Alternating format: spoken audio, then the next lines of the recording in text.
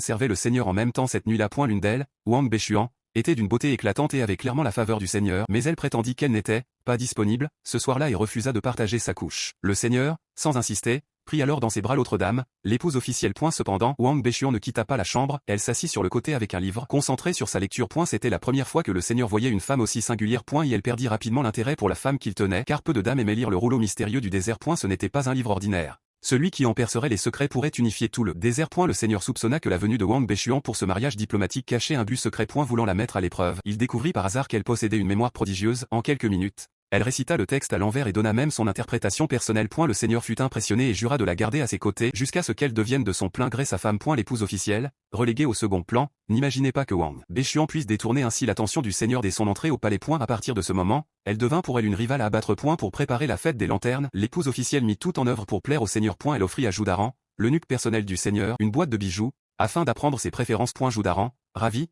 lui confia que le seigneur aimait boire du thé nocturne. En comparaison, la récompense donnée par Wang Bechuan n'était rien, une simple assiette de gâteau pour obtenir la même information. Mécontent, Joudaran la trompa volontairement, il lui dit que le seigneur aimait le thé médicinal, espérant qu'elle se ridiculiserait lors de la fête. Mais Wang Bechuan eut l'idée originale de préparer un thé médicinal aux 5 saveurs, dont l'intérêt résidait dans la symbolique plus que dans le goût. De son côté, l'épouse officielle avait prévu un thé précieux accompagné du rare bijou impérial, Bayuyuzan.